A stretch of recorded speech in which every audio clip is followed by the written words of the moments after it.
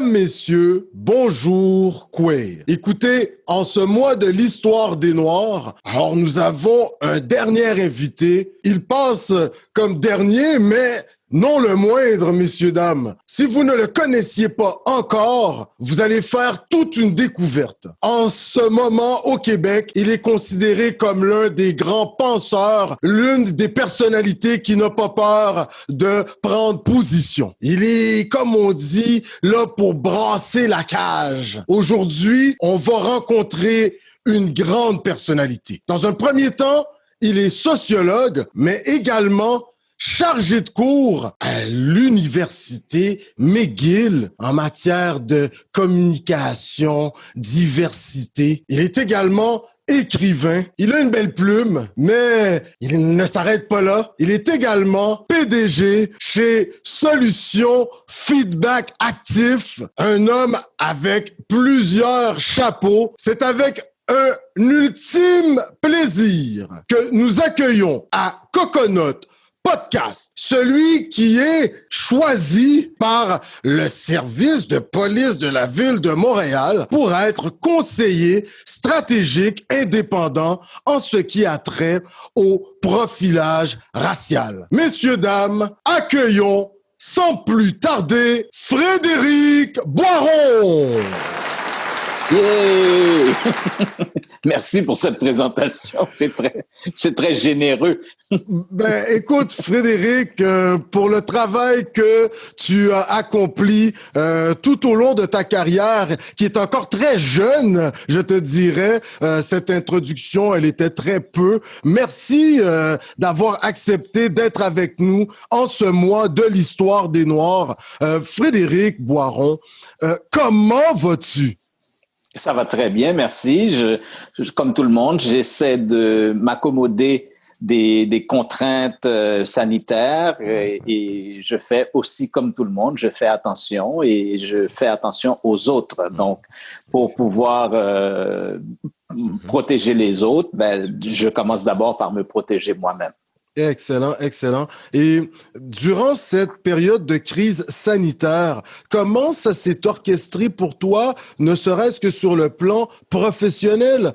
Toi qui es hyperactif, est-ce que tu as pris ce temps pour nous pondre, écoute, un quatrième ou un 100 quelquetième article sur ton blog? Est-ce que tu as pris ce temps pour te recentrer ou vraiment pour travailler sur les missions qu'on t'a données? En fait, je continue à faire ce que je faisais avant. La crise sanitaire ne m'empêche pas de continuer à faire ce que j'aime faire parce qu'en réalité, ce que je dis au départ, c'est que je fais ce que j'aime faire. Je ne fais rien par obligation. Si je sens que quelque chose ne me plaît pas, je ne le fais pas. Donc, je continue à écrire sur mon blog et je n'ai pas trop le choix de continuer à alimenter mon blog parce que ce blog-là est reconnu par Bibliothèque et Archives nationales du Québec comme étant quelque chose qui fait partie du patrimoine québécois. Valeur permanente, historique de son contenu. Puis ça a l'air que tu en es très fier, là. C'est quelque chose d'énorme, là. Oui, mais je suis excessivement fier de ça parce que je n'arrête pas de dire que je suis un Québécois d'origine haïtienne.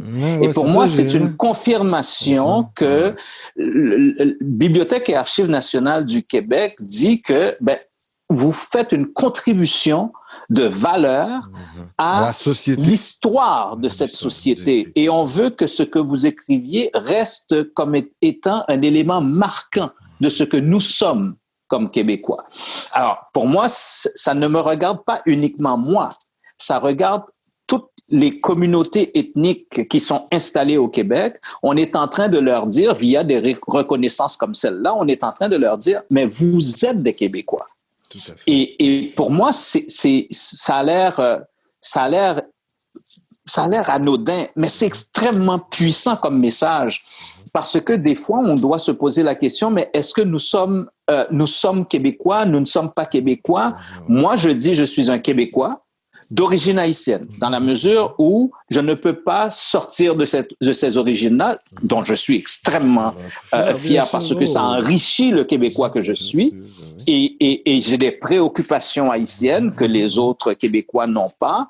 Je suppose que quelqu'un qui vient du Maghreb a ce genre de préoccupations aussi, mais ce qui est essentiel, c'est que cette reconnaissance, dont je suis extrêmement fier, vient confirmer que je fais partie de cette société, je contribue à cette société, comme probablement nos parents ont contribué à former des jeunes Québécois en étant profs, à soigner des Québécois en étant médecins, à transporter des Québécois en étant chauffeurs de taxi, à habiller des Québécois en étant travailleuses couturières dans une manufacture. Ce sont toutes des contributions que nous avons faites. La mienne, c'est d'avoir publié des textes qui donnent de la valeur au Québec. Si j'étais couturier, ça aurait été la même reconnaissance, j'aurais été aussi fier de ça. Si j'étais médecin, j'aurais été aussi fier de ça. Donc, pour moi, ce n'est pas de moi qu'il s'agit dans cette reconnaissance, c'est de nous. OK, superbe. Mais ce nous, est-ce qu'il vient répondre à un certain besoin qui est identitaire? Tout le processus qui est celui des gens de votre génération, on va apprendre à vous connaître. Vous faites tout un parcours migratoire. Vous arrivez dans une société d'accueil et une telle reconnaissance, est-ce que ça vient faire la boucle en disant, bon, je suis confirmé en quelque sorte québécois parce que, écoutez, moi, quand je suis arrivé ici, j'ai décidé de choisir de fonctionner d'une certaine façon. Puis on sait, là, ne serait-ce que par votre amour pour le hockey, un sport quand même qui est très cher au Québec, au Canada, on sent qu'il y a tout un travail qui a été fait chez Monsieur Frédéric Boiron pour s'intégrer. Et aujourd'hui, on sent que il est content quand même parce qu'il se dit c'est bon, c'est pas juste j'ai contribué à la société, mais c'est pour l'ensemble de la collectivité, de votre communauté d'appartenance haïtienne que cette reconnaissance est importante. On aimerait vous entendre au niveau identitaire, l'importance de cette reconnaissance. Oui, mais parce que sur la question identitaire, c'est que moi, ce que je dis, c'est que j'ai le privilège de pouvoir aller chercher le meilleur du Québec et le meilleur d'Haïti. Et chaque fois qu'on me demande, mais c'est quoi le meilleur des deux? Alors, moi, je dis, une des choses fondamentales au Québec, c'est dans nos valeurs québécoises, c'est l'esprit du consensus, le dialogue, être capable de s'asseoir ensemble puis discuter, puis pas être obligé de se crêper le chignon autour de choses, mais de la recherche de consensus. Et souvent, j'entends les gens dire, ouais, mais les Québécois sont mous, etc. Non. Les Québécois ont comme valeur, nous avons comme valeur comme Québécois, d'être capables d'aller chercher ce consensus.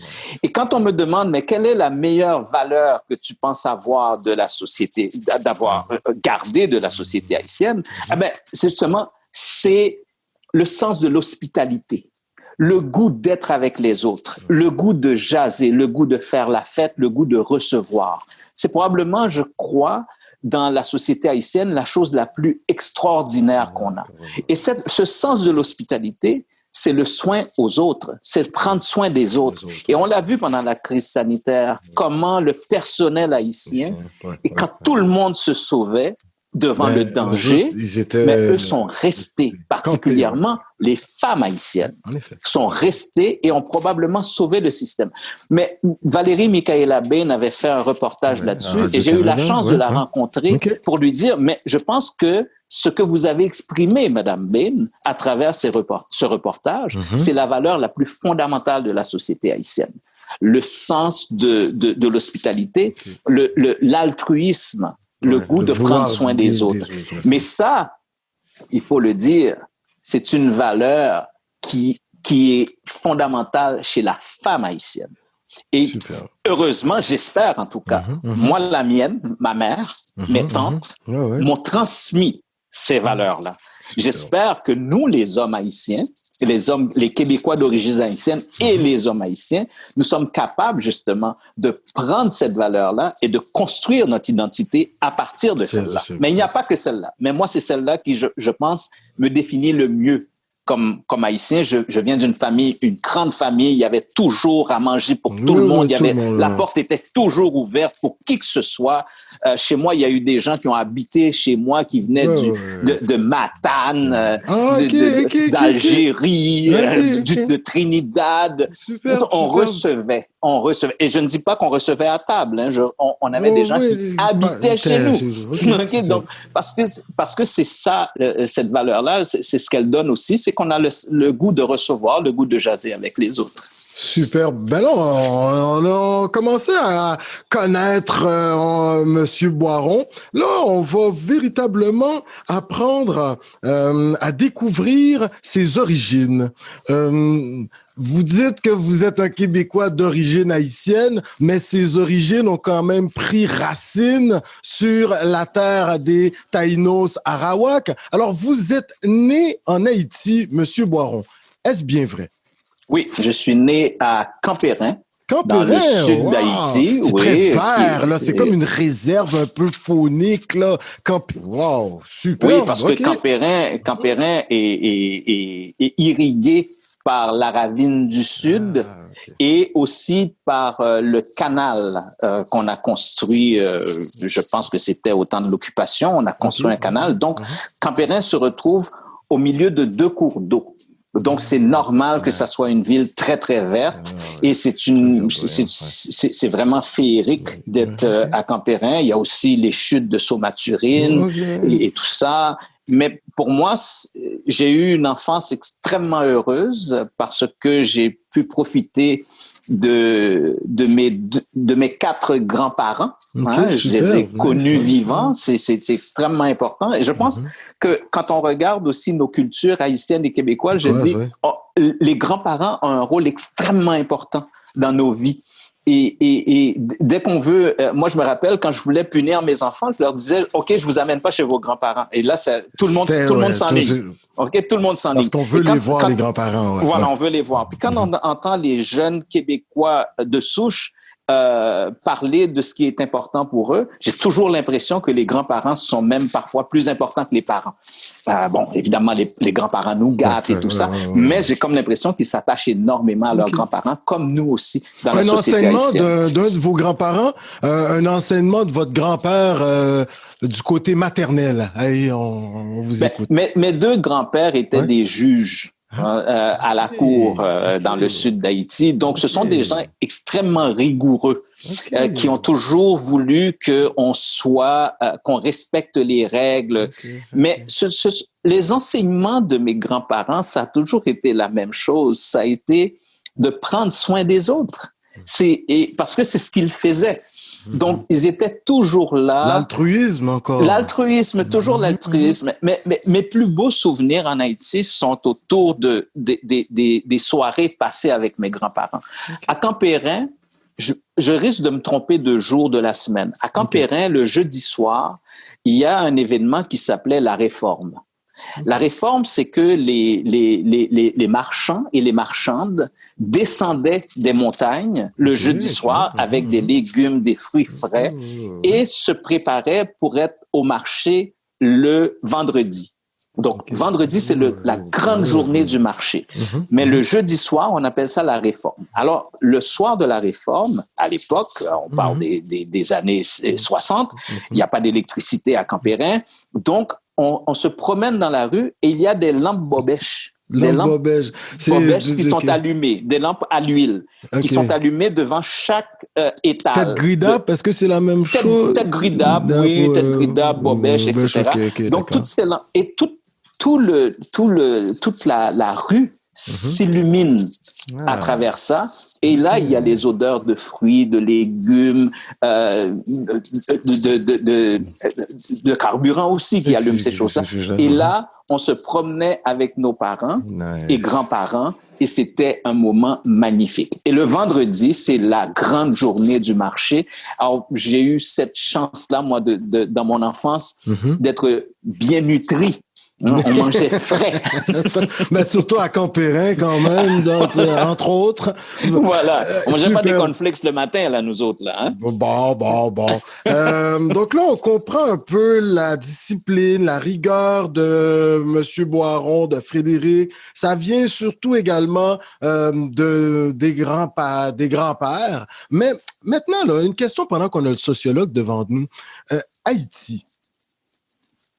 Est-ce davantage, moi j'ai un peu ma réponse, une hypothèse, hein, entre académiciens, on va dire ça comme ça. Haïti, est-ce une société plus patriarcale ou matriarcale, monsieur le sociologue Boiron? Je pense que la réponse est particulièrement évidente parce que on dit de la femme haïtienne qu'elle est potobitan. Yes. D'accord? Bon, alors, donc, c'est pas un mythe. C'est une réalité. Les hommes haïtiens ont l'impression, et les femmes haïtiennes laissent l'impression aux hommes haïtiens qu'ils ont du pouvoir. Mais en réalité, c'est faux. C'est elles qui décident. C'est elles qui ont le dernier mot. Et c'est elles qui... Bon, d'ailleurs, les femmes, dans toute société, ont le dernier mot. Hein? Bon, à part des sociétés très, très rétrogrades. Ben, c'est ça, là, et ces sociétés rétrogrades... Ouais, mais là, on a une citation de vous, là. Vous dites... écoutez, une citation de M. Boiron, hein, que notre podcast sont pas pires, hein, ils sont prêts. Vous dites Qatar et Émirats arabes unis, eh bien, ce sont des pétromonarchies esclavagistes, misogynes, racistes, homophobes, rétrogrades et arriérés. N'avez-vous pas peur de mots si puissants pour critiquer une société ou des sociétés, Monsieur Boiron? On a le choix. On a peur de la vérité, et si on a peur de la vérité, on se tait. Et à ce moment-là, on a un problème personnel qui est à savoir, est-ce que nous sommes honnêtes intellectuellement? Alors, moi, quand je découvre quelque chose, de dire que le Qatar, les Émirats arabes unis, l'Arabie saoudite sont des sociétés esclavagistes, je suis capable de le prouver. Quand je dis que ce sont des sociétés misogynes, je suis capable de le prouver. Quand les femmes n'ont pas le droit de vote dans une société, cette société est misogyne. Quand les femmes n'ont pas le droit d'avoir un passeport et que c'est leur mari qui doit décider si elles doivent partir ou pas, c'est une société misogyne.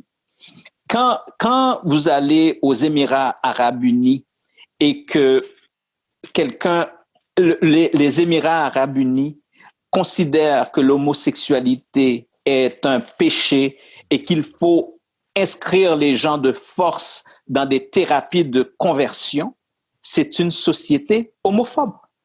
On a le choix. On ne dit rien, on fait semblant, puis on va faire des vacances à Dubaï. La même chose, par exemple, avec la République dominicaine. Quand on regarde le traitement qui est fait aux Haïtiens en République dominicaine, on a le choix. On dénonce ou on s'en va à Punta Cana. Moi, j'ai choisi de dénoncer puis de ne pas aller dépenser mon argent à Punta Cana. C'est tout. Donc, il y a le principe élémentaire d'honnêteté intellectuelle. Donc, on ne peut pas découvrir quelque chose. Ne peut-elle pas être mise en question du point de vue des perceptions, d'où, d'après les différents postulats, quelqu'un qui vit dans ces pays, bon, est-ce que lui, il a une vision peut-être différente de la chose et qui est autant valable? On discute. Oui, on discute. Ce que je viens de dire, c'est que à partir du moment où je dis que le Qatar, c'est un pays esclavagiste, je suis capable de faire cette démonstration, de démontrer que le stade qu'on a construit pour le mondial de football de 2022 a été construit par des gens qui ne pouvaient pas décider de quitter leur emploi, de prendre leur passeport et de rentrer dans leur pays. Parce que ce sont des travailleurs qui sont captifs et leur passeport appartient à la personne qui les a fait venir dans le pays et on leur paye un salaire de misère. Donc, quand on vous paye un salaire qui n'est pas à la hauteur de ce qui est payé aux autres, et quand vous ne pouvez pas quitter votre emploi, quand vous ne pouvez pas vous organiser, vous êtes en servitude, donc vous êtes en esclavage. Et je ne veux même pas appeler ça du néo-esclavagisme, de l'esclavage moderne, c'est de l'esclavage, point final. Il n'y a pas de néo, il n'y a pas de qualificatif à l'esclavage. Ok, super. Bon, on sait que vous vous appuyez quand même sur un parcours académique. Alors là, vous allez quitter Haïti, on vous demande, pour poursuivre vos études au Québec. Est-ce bien ça? Alors, moi, j'arrive. Oui? Oui, j'arrive au Québec, j'ai 12 ans. Okay. Je suis en 6e année au moment où j'arrive. Je suis à l'école à Henri Bourassa, à Montréal-Nord. J'ai fait mon primaire, ma 6e année dans l'édifice qui est actuellement le CLSC de Montréal-Nord. Ah ouais, donc c'était une école. Lacordaire et Henri Bourassa. C'est là que je fais ma 6e année. Je vais faire ma première année secondaire dans l'édifice qui est juste à côté. Je pense qu'il y a des supermarchés, enfin des boutiques là-dedans. C'est là que je fais ma première année secondaire. Ensuite, je vais compléter mon secondaire à l'école Henri Bourassa. Et l'école secondaire Henri Bourassa, qui pendant que je suis là, va devenir la polyvalente Henri Bourassa.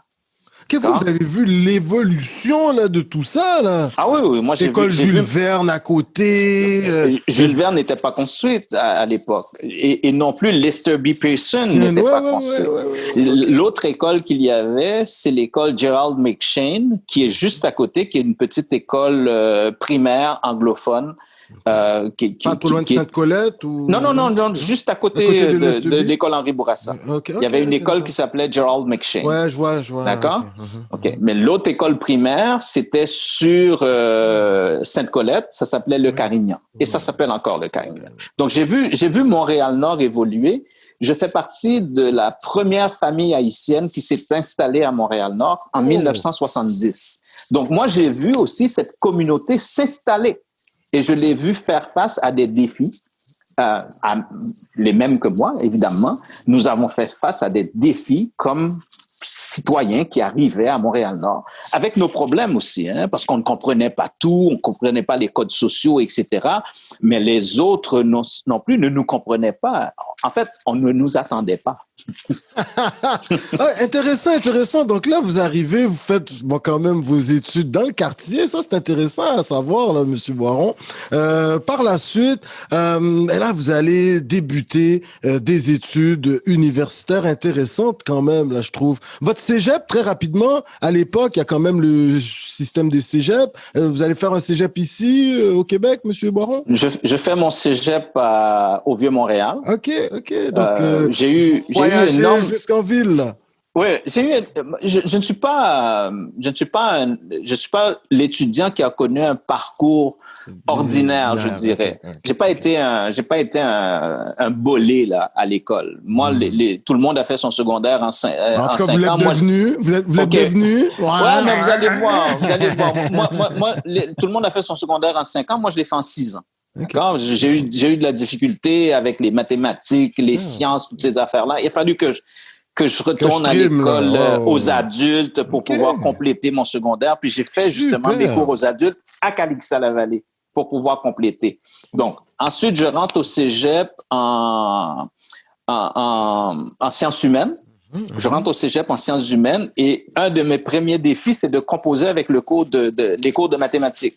J'avais beaucoup de difficultés, mathématiques 101, 103, calcul intégral et tout ça. Ça rentrait pas. Ensuite, ça a été mathématiques 337, les statistiques, beaucoup de difficultés. Donc, j'ai mis plus de temps que tout le monde. Tout le monde faisait ça en 4 sessions. Moi, je l'ai fait en 5. Correct, d'accord? Et j'ai pas étudié en sociologie parce que c'est ce que je voulais faire. Moi, je voulais rentrer en travail social. Et puis, mais j'avais pas ce qu'il fallait. J'avais pas le bagage académique pour aller en travail social. Donc, je me suis dit, je vais commencer en sociologie sans trop savoir ce que c'est. D'accord? Je vais rentrer en sociologie parce que ça ressemblait, travail social, sociologie. Je me suis dit, bon, Je vais aller me planter là parce que c'était impensable pour mes parents que j'arrête l'école puis d'attendre quoi que ce soit. Donc, je vais aller me planter là puis on va voir là. Donc, puis à un moment du donné, vieux à l'UQAM. c'est ça. Intéressant. Vous allez être un UQAMien puis vous êtes quand même fier d'en parler. Absolument. Ouais, c'est ça. Absolument. Malgré que maintenant vous êtes à McGill. Mr. Brower is teaching in English today. Oui, mais ça, vous allez voir sur le parcours comment tout ça est arrivé. Alors là je me retrouve en sociologie, puis j'arrive là. Pour moi, c'est un passage en attendant de pouvoir entrer en travail social. Okay. Mais voilà que j'arrive, puis je me dis, mais attends, ce que je suis en train de faire, j'ai comme l'impression que c'est ce que je pensais que c'était le travail social.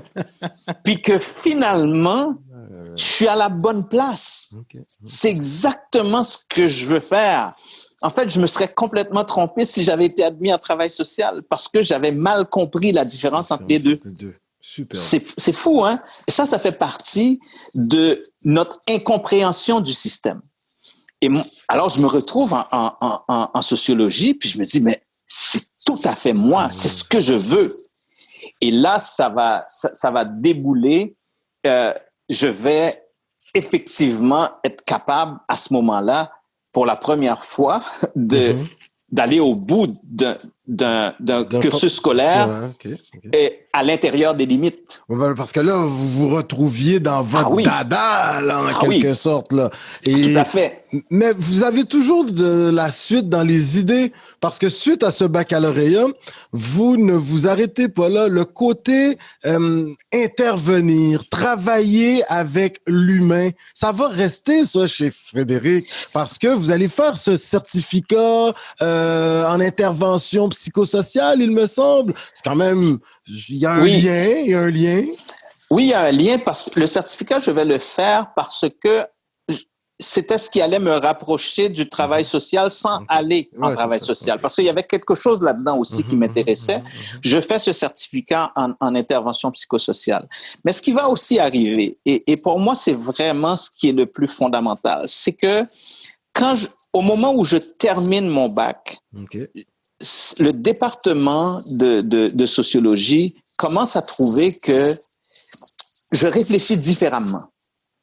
Vraiment que je réfléchis différemment, que j'amène des sujets, j'amène des questionnements et on va m'aider.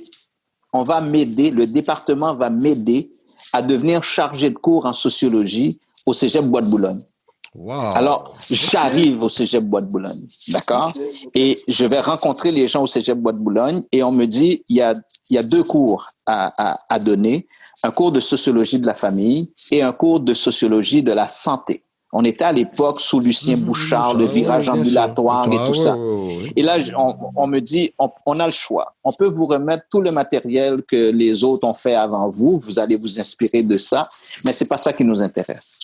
Ce qui nous intéresse, c'est que vous réinventiez ces cours. Alors là, j'ai eu je deviens, c'est à ce moment-là que je deviens sociologue. Oui, c'est à ce moment-là que je deviens sociologue. C'est à ce moment-là que j'ai le loisir de réfléchir et d'amener des concepts différents. Et là, vraiment, ça va être un moment, j'ai fait ça pendant 7 ans. Et jamais d'une session à l'autre, je donnais toujours le même sujet, sociologie de la famille, mais jamais quelqu'un qui avait suivi mon cours à l'an 1 suivait un cours complètement différent à l'an 3, à l'an 4, à l'an 5, etc. Donc, parce que cet espace me donnait la possibilité, toute la liberté de dire ce que j'ai envie de dire. Et là, j'ai compris à ce moment-là que ce que j'avais appris, j'aime pas le mot, mais ce qui me distinguait, ce qu'on trouvait qui me distinguait par rapport à la façon de réfléchir des autres, en fait, pas la façon de réfléchir, la façon d'aborder les sujets. Okay? Parce que tout le monde sait réfléchir. La façon d'aborder le sujet, mais on me donnait la possibilité de le faire. Alors, c'est là que ça vraiment, je dirais que le J-Lo a pogné. Okay. C'est devenu le personnage, finalement, là, qu'on peut observer maintenant. Excellent. La manière d'amener les arguments, certes, mais votre façon de communiquer, Ça également, c'est intéressant.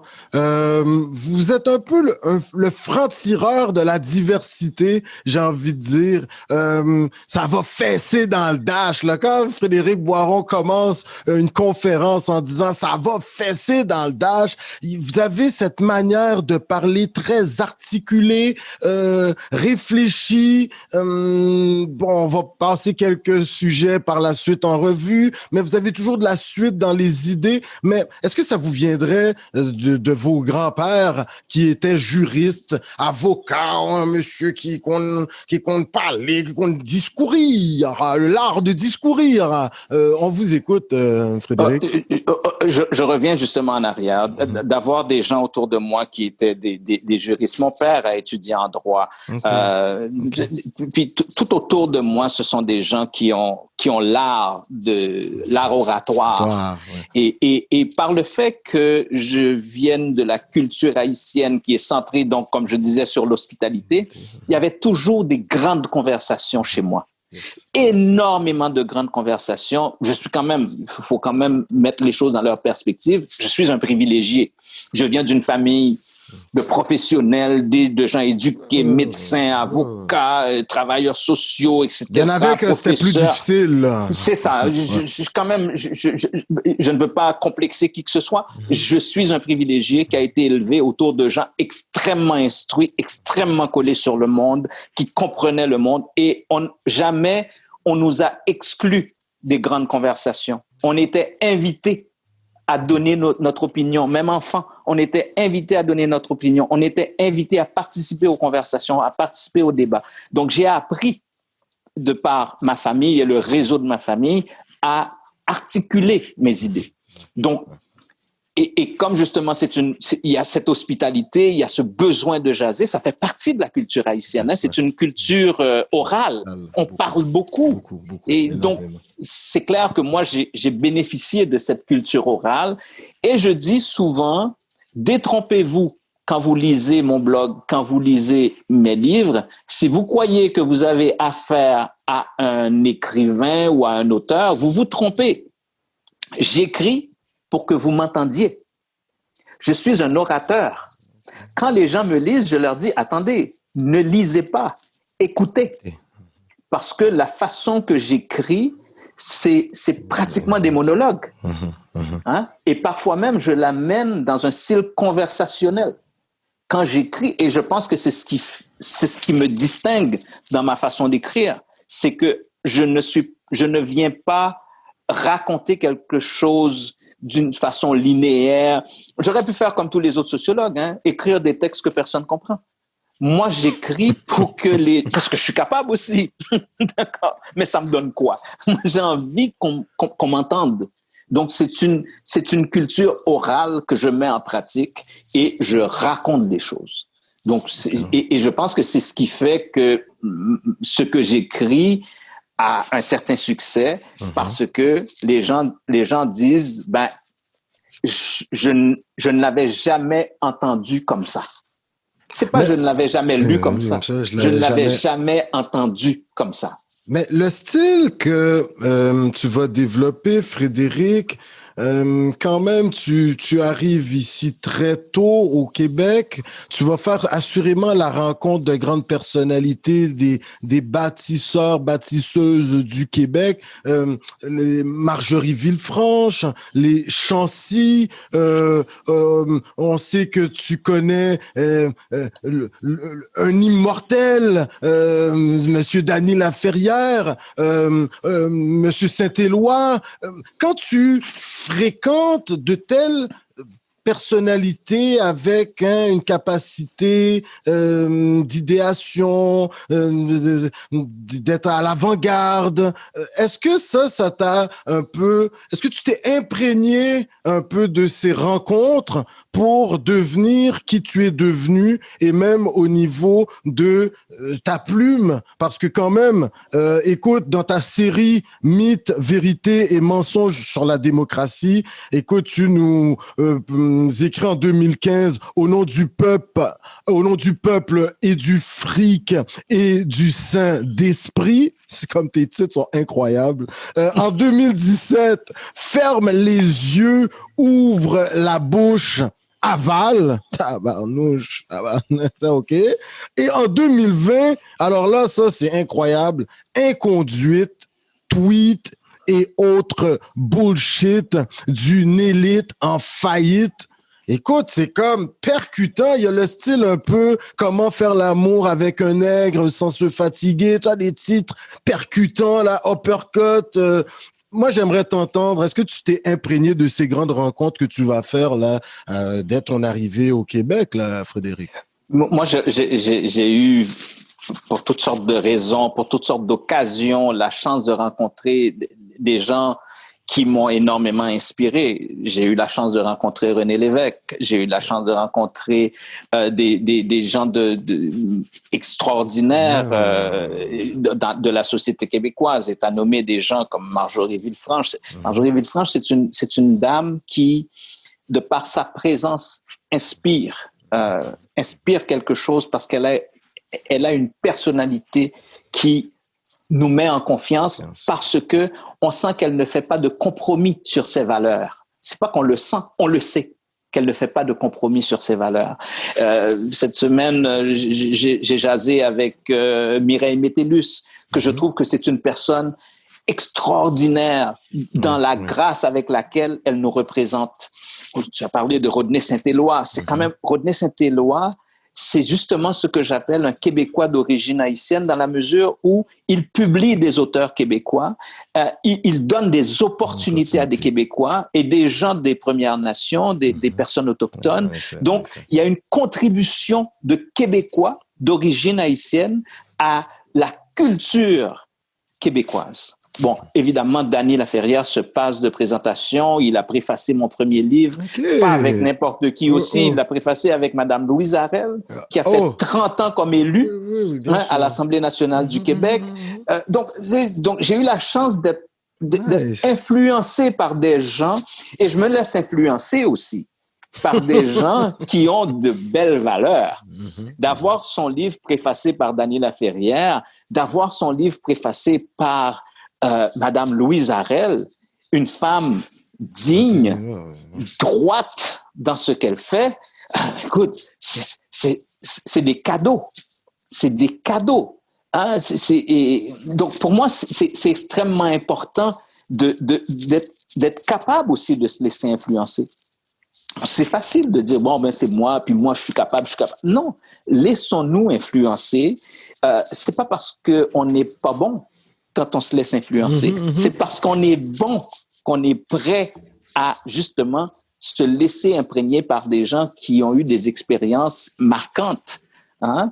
Donc, soyons prêts à ça. Je pense que s'il y a quelque chose que je peux dire à des gens qui ont l'intention de faire certains parcours, aller chercher... Moi, un sociologue que j'ai rencontré, je savais pas trop c'est quoi être un sociologue. Puis j'ai rencontré Jean-Claude Icard, qui est un sociologue de la communauté haïtienne. Mais j'ai rencontré Jean-Claude Icard pour comprendre ce que c'est. J'ai rencontré Franz Walter du syndicat pour comprendre. Franz Walter était mon prof à l'UQAM. C'est un politologue. Oui, bien sûr, c'est un homme majeur pour nous comme communauté. Mais Franz Walter m'a aidé à être ce que je suis. Alors, ton conseil, c'est lequel?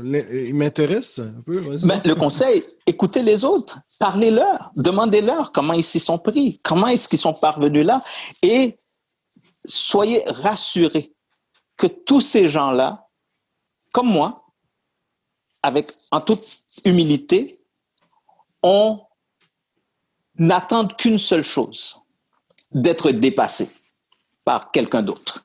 Okay. Moi, j'aimerais tellement voir quelqu'un qui fait mieux que moi, particulièrement dans mes combats, parce que je ne serai pas toujours là. Il faut que d'autres prennent la relève. Et si je suis capable de passer le bâton à quelqu'un d'autre, je n'attends que ça. Je n'attends que ça. Pour que justement, moi, je puisse aller m'asseoir en arrière de l'autobus pour savoir qu'il y a quelqu'un d'autre qui est en train de chauffer. OK? C'est important. Et parfois, les gens croient que ceux qui ont un certain parcours sont jaloux de leur héritage et ne veulent pas qu'on les dépasse. C'est pas vrai, c'est faux. Demandez à Rodney Saint-Éloi s'il aimerait que quelqu'un d'autre soit un meilleur éditeur que lui. Il va vous dire oui. Demandez à Dany Laferrière s'il aimerait qu'un autre Québécois d'origine haïtienne ou un autre Haïtien se retrouve à l'Académie française. OK, mais j'ai la question. On a la question, vous dire là. Oui. OK, je vais te la poser très rapidement. Elle allait venir un peu plus tard. Mais dans la communauté noire, là, OK, puis on va parler haïtienne un peu plus précisément. C'est intéressant ce que tu viens de dire. Tu sais, venant d'un grand comme toi, tu côtoies d'autres grands, tu vois, un peu. C'est bien. Est-ce qu'il y a des... Il y a cette idée qu'il y a des clans et puis on protège la petite info qu'on a. OK, il y a une subvention là-bas. OK, on n'en parle pas aux autres pour que les autres n'appliquent pas sa subvention. Donc là, tu sais, c'est un petit groupe qui avance, tricoté, serré, puis il n'y a pas trop de place pour les autres. C'est une observation d'un jeune qui montre. Est-ce qu'il y a ça ou est-ce que c'est un phénomène qui est normal? C'est bon, ils ont grandi ensemble, ils étaient les seuls qui étaient présents sur les bancs d'école. Alors ils se sont liés d'amitié. Puis aujourd'hui, bon, ils sont au devant de la scène. C'est vrai, peut-être qu'ils devraient prendre le temps de faire un peu de place aux plus jeunes qui arrivent. J'aimerais t'entendre très rapidement là-dessus, Frédéric Boiron. Je pense que c'est un mythe de croire que dans la communauté, nous sommes en lutte l'un contre l'autre pour avoir la subvention. Ça a déjà existé. Ça a déjà existé. Et j'ai même déjà écrit là-dessus. Mais je pense qu'aujourd'hui, les réalités ont changé. Il y a évidemment des organisations qui vont avoir beaucoup plus du gâteau que d'autres. Il y a des organisations qui sont mieux organisées, mieux avec des ressources bien ficelées. Mais je ne crois pas que les gens se disent, ben tiens, il y a 200 millions, je veux en avoir 180 pour que les autres en aient pas. Donc, je pense pas qu'on soit là. Je pense qu'on a dépassé ça. Je pense qu'on a dépassé ça. Au contraire, ce que j'observe, parce que je participe à plusieurs rencontres avec des jeunes et des gens de la communauté, je sens qu'il y a de plus en plus une volonté de collaborer. Et même dans le cadre de la pandémie, j'ai participé avec plusieurs personnes de la communauté. Je ne veux pas les nommer parce que je nommerais tout le monde. Plusieurs personnes de la communauté qui se sont assis ensemble pour créer des choses pour aider la communauté. Super. On a créé le Sommet économique des jeunes noirs, a créé une pub de sensibilisation pour les gens de la communauté.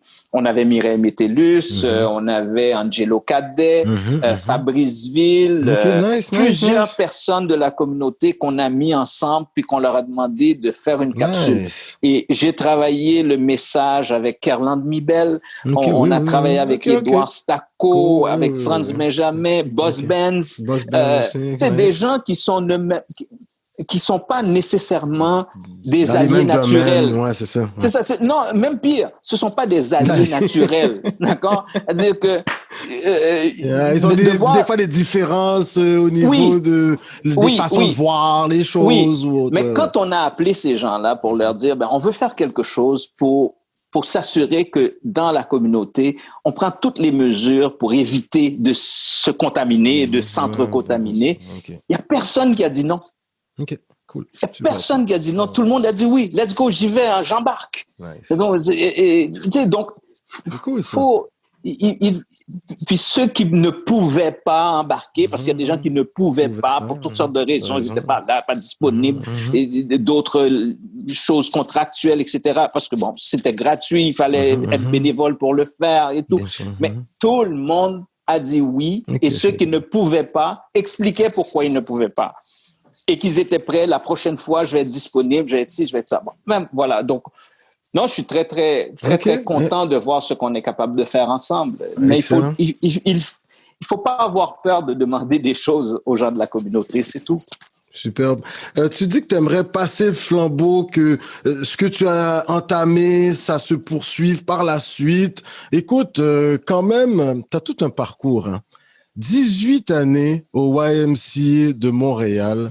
Ça, là, c'est impeccable, incroyable. Moi, ne serait-ce la contribution des YMCA en partenariat avec les centres de services scolaires aujourd'hui, hein, les jeunes qui sont en difficulté vont en retraite un peu là-bas pour, toi, un peu se repartir sur le bon pied. YMCA aussi, au début, même peut-être maintenant avec le fonds 1804, il y avait un partenariat, c'était très intéressant, là. Tu vas même pas t'arrêter juste au YMCA de Montréal. Écoute, en 2000, tu vas faire un retour en Haïti. Puis là, tu vas y fonder YMCA Haïti. D'ailleurs, lors du tremblement de terre en 2010, vous étiez hyper actif sur le terrain. Huffington Post ont même relayé là que vous faisiez partie un top 10 là dans le sens des organisations qui sont relevées, qui étaient présentes sur le terrain. Votre bâtisse, vous l'avez rebâti, reconstruite en moins de 8 mois. Frédéric Boiron. Écoute, ça, je pense que tu peux en être fier, là. Un leg quand même important, ta participation, contribution au YMCA, Montréal, Haïti. Ensuite, tu as travaillé dans les centres communautaires, dans MDG, dans Hochelag ou Oma. Toi, tu es plus Hochelag ou Oma? Hochelag. Hochelag, OK. Donc, quand même, tu étais vraiment actif sur le terrain. Puis encore aujourd'hui, mais on dirait à un autre niveau, là, tu sais, mais ce côté intervention psychosociale, tu sais, YMCA, je trouve qu'il y a quelque chose d'intéressant. Ton parcours, tes 18 années à YMCA de Montréal, on aimerait t'entendre là-dessus. Et surtout, ton expérience, là, YMCA Haïti, ça c'est intéressant aussi. On t'écoute. Ouais. Ben, moi, je suis rentré au YMCA comme intervenant psychosocial. Donc, ça explique le diplôme que j'ai fait après mon bac en sociologie. Je suis rentré là, et puis je travaillais dans des maisons de transition. Alors, c'était des maisons c'était l'hébergement pour des détenus qui étaient en absence temporaire, qu'on appelle. Donc, c'était un programme de réhabilitation des détenus. Il s'est produit à l'intérieur d'à peine 3-4 mois, je venais à peine d'arriver, il s'est produit 3 suicides en moins de 2 mois à l'intérieur de l'organisation. Et les employés ont fui la place parce que c'était devenu intenable comme situation. On était au 11e étage d'un édifice au centre-ville. Et à 2 reprises, il y a une personne qui s'est coupé les veines dans sa chambre. Il y a 2 personnes qui ont sauté du 11e pour tomber sur la rue Stanley, sur des voitures. Et écoute, c'était catastrophique. C'était une situation catastrophique.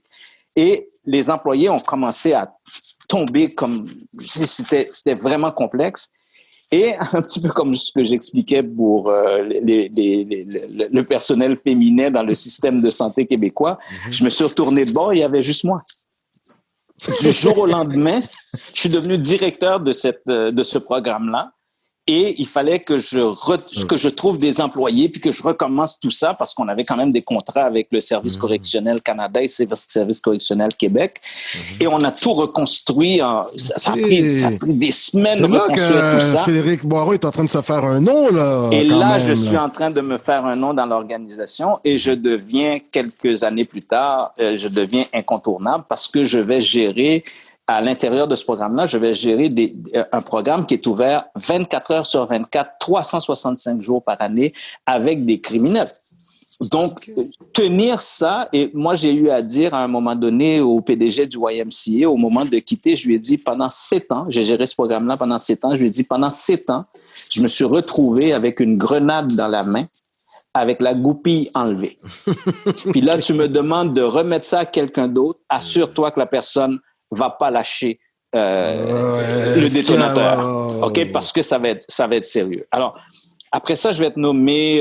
J'ai eu quelques difficultés à me trouver une place, puis je vais être nommé à Hochelaga-Maisonneuve. Je vais devenir directeur du YMCA Hochelaga-Maisonneuve.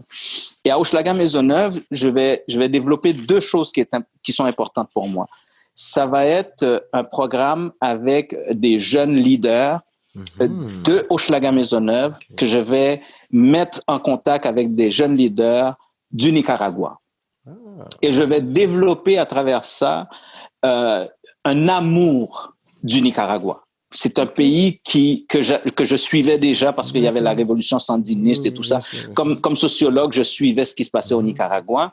Mais là, comme directeur général, comme directeur du YMCA Hochelaga Maisonneuve, j'ai la possibilité de faire quelque chose, de contribuer à ce qui se passe au Nicaragua, au développement des jeunes. Et là, je vais travailler avec un groupe de jeunes qui se retrouvent dans un bidonville de Managua qui s'appelle Acahualinca. Acahualinca, on va travailler avec ces jeunes-là. Ensuite, je vais aller dans la vallée de Léon. Je vais envoyer des jeunes de Hochelaga Maisonneuve aller travailler dans la vallée de Léon à Acahualinca. Et je vais ramener des jeunes de ces villes et de ce bidonville. Je vais les ramener dans Hochelaga Maisonneuve pour qu'ils viennent vivre dans des familles québécoises, blanches, qui n'avaient jamais eu de contact avec un étranger. Okay? Alors, ça va avoir tout un impact sur les jeunes, ça va avoir tout un impact sur les familles. Et je voyais des familles qui venaient nous voir pour nous dire merci d'avoir sensibilisé nos enfants à la diversité, de comprendre le monde, etc. Et ça, pour moi, c'était un moment extrêmement fort. Va arriver un autre appel qui va arriver. Il y a eu une rencontre des YMCA à Londres. Et à Londres, il y a une discussion autour d'un projet d'avoir un YMCA en Haïti.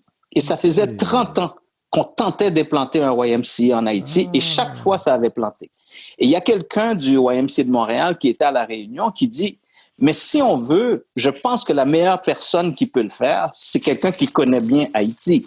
Et elle dit, on a un cadre supérieur au YMCA de Montréal qui est d'origine haïtienne, donc c'est à lui qu'on devrait confier ce mandat. Alors, on revient, je reçois un appel du PDG de l'Alliance universelle des YMCA qui me dit, et la réunion n'était pas terminée, qui me dit, là, on est en train de discuter. On pense que tu es la meilleure personne pour relever ce défi-là. Moi, je n'avais jamais rencontré ce monsieur, rien et tout. Je lui dis, ouais. Tu sais, le genre d'appel que tu reçois, puis tu te dis, écoute, non, là, regarde, là, ça, ben oui, niaise-moi donc. OK? Puis je laisse tomber. Et quand l'équipe qui était partie à Londres revient, et on me dit, mais est-ce qu'on t'a appelé? Je dis, ouais, mais là, regarde, c'est une joke, là. Il dit, non, c'est pas une joke. On veut que tu prennes en charge ce dossier-là. J'ai dit non. Mais j'ai dit non. Non. Pourquoi j'ai dit non? Ça faisait 30 ans que tout le monde se plantait. Moi, j'étais en train d'avoir une superbe de belle carrière au YMCA de Montréal. Tout allait bien pour moi. Rising to the top. Top, yes. Pourquoi j'irais me planter? Pourquoi j'irais quelque part où tout le monde s'est planté? C'est sûr, je vais me planter moi aussi. Donc, I'm not going there. Il s'est écoulé 2 ans. Et là, à ce moment-là, la personne qui m'avait appelé au téléphone pour me demander de le faire est venue me rencontrer à Montréal, le PDG de l'Alliance universelle. Il est venu me rencontrer à Montréal pour me demander, mais qu'est-ce que tu fais? Et là, je m'assois avec ma famille et puis je leur dis, voici la situation. Et ils me disent, mais si c'est pas toi qui le fais, c'est qui va le faire? Là, quand tu as l'aval de la famille, tout devient plus facile. Alors, je me dis, OK, donc la famille est consciente que ça se pourrait que je me plante. Mais à partir du moment où j'ai dit oui, c'était clair que j'allais pas me planter. Il fallait que ça fonctionne. Alors, je suis rentré en Haïti, j'ai mis en place tout un programme. J'ai recruté des jeunes en Haïti, vraiment des jeunes, qu'on a recrutés, qu'on a sélectionnés, et on a dispatché ces jeunes-là dans un ensemble de pays, dont le Canada, les États-Unis, le Mexique, le Brésil. Même, on a fait venir des gens du Togo pour venir les rencontrer. On les a envoyés se former dans ces pays-là, dans les YMCA, qui les ont embauchés, qui les ont encadrés et qui les ont formés. Et quelques années après, on a ramené tout ce monde-là en Haïti. Ils sont tous revenus. Je les ai amenés maintenant en République dominicaine. Je les ai fait faire 2 semaines au YMCA de République dominicaine. Donc, à ce moment-là, tout le monde avait la même expérience de c'est quoi un YMCA. Et avant de quitter la République dominicaine avec eux, je les ai assis, puis je leur ai dit, dessinez-moi votre YMCA. Et ils l'ont dessiné. Ils ont mis en place la programmation, les formations qu'ils devaient avoir, comment ils entrevoyaient les choses. À l'époque, on était dans l'époque très forte de l'épidémie de sida. Ils ont développé des programmes dans ce sens-là, des programmes d'après l'école. Et là, en 2005, on a inauguré le YMCA en Haïti. Et malgré tout, le plus beau succès de ça, on a approché une école du quartier à Port-au-Prince. On a approché une école et on leur a demandé, donnez-nous tous les élèves qui ont échoué l'année dernière. Ils nous ont présenté 11 élèves qui avaient échoué l'année précédente. Et on a dit, OK, nous allons les accompagner. Les élèves venaient le matin au YMCA, ils déjeunaient. Ils venaient le midi, ils dînaient. Ils venaient le soir, ils faisaient leurs devoirs, ils soupaient, ils rentraient chez eux. L'année d'après, les 11 ont réussi leur année scolaire. S'il y a quelque chose dont je suis fier, c'est de ça. Du YMCA de Montréal, il y a une de ces 11 élèves qui est devenue médecin. Si j'ai fait une contribution à Haïti, c'est ça. Le reste, mes vacances, non. Si j'ai fait une contribution à Haïti, c'est ça. Le YMCA, ça a été ça. Et ce qui est encore plus formidable, quand j'ai remis les commandes du YMCA aux gens d'Haïti, j'étais convaincu et je leur ai dit, dépassez-moi. Faites mieux que moi. Est-ce que c'est encore en fonction? Est-ce que ça... Tout à fait. Et ça, c'était avant le tremblement de terre. Après le tremblement de terre, c'est ça. Ce sont ces mêmes jeunes qu'on avait formés qui vont être encore là. Et qu'est-ce qu'ils vont faire? Qu'est-ce qu'ils vont faire? Ils vont redessiner leur YMCA et ils vont m'inviter à venir voir qu'est-ce qu'ils ont fait. Et c'est ça dont il faut être fier. Pas de ce qu'on a fait, de ce qu'on a été capable d'amener les autres à faire. Et le YMCA d'Haïti a été la première organisation en Haïti à reconstruire ces installations selon des normes parasismiques. Alors qu'il n'y avait même pas de normes parasismiques en Haïti. Okay? Nous étions les premiers à le faire. Je dis nous parce que j'ai participé, j'ai collaboré, mais ils ont été capables de faire ça.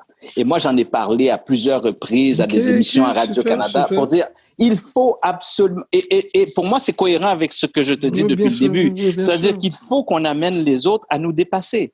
Mais ils m'ont dépassé. Moi, je suis arrivé en Haïti, j'ai vu ce qu'ils avaient fait. Je me dis, mais comment vous avez pu faire ça?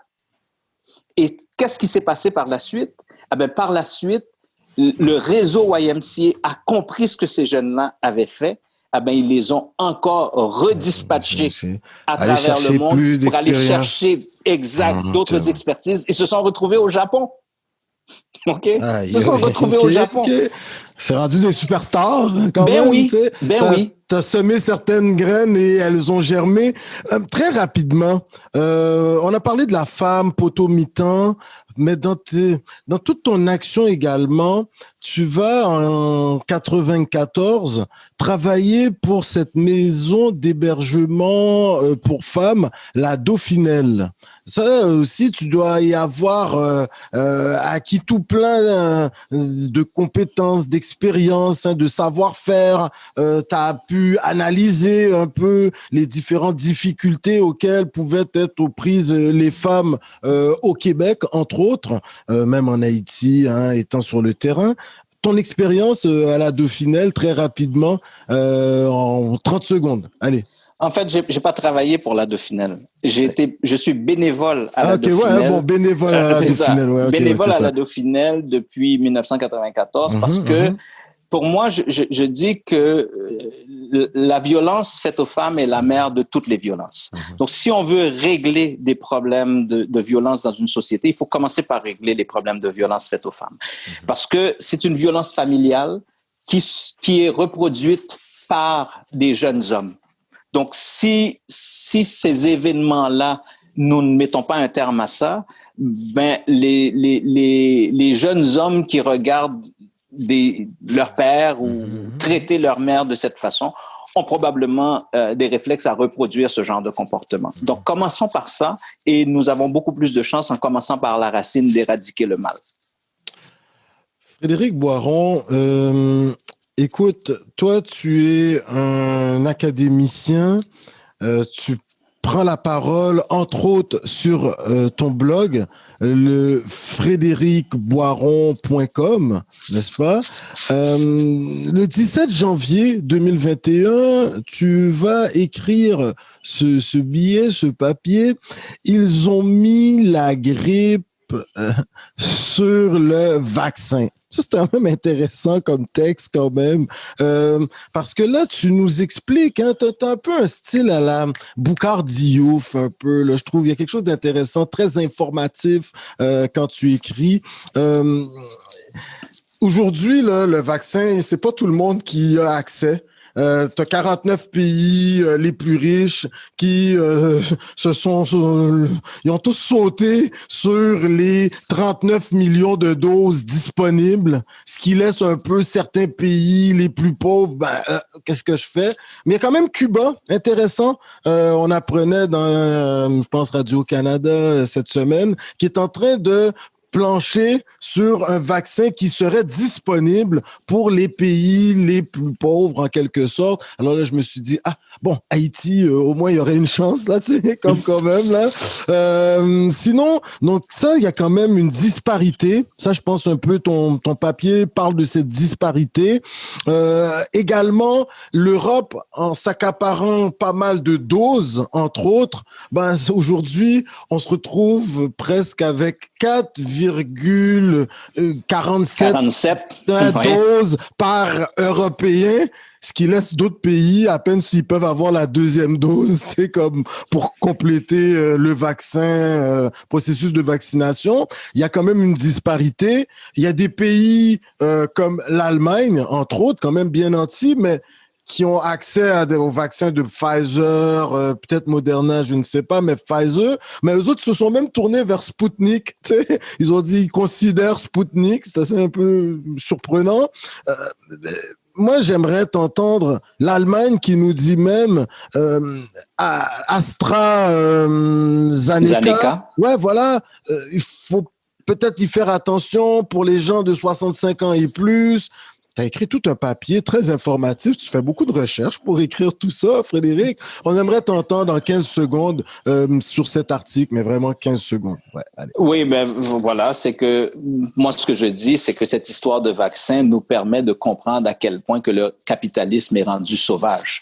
Parce que on a une crise sanitaire mondiale, mais les pays riches, comme le Canada, qui trône, hein, dans cette affaire-là, le Canada a déjà acheté 5 vaccins par personne, 5 doses par personne, alors que ça en prend 2. Maintenant, posez-vous la question, pourquoi le Canada en a acheté 5 plutôt que 2? C'est parce que le vaccin en soi permet une protection limitée, maximale de 12 mois. C'est qu'il va avoir des vaccinations annuelles si jamais ça fonctionne, parce qu'on ne sait pas si ça fonctionne. Et là, on se rend compte que justement, l'Allemagne dit, mais attention, ne donnez pas ça aux 65 ans et plus. D'autres disent, ne le donnez pas aux moins de 18 ans. On ne sait pas dans quoi on est.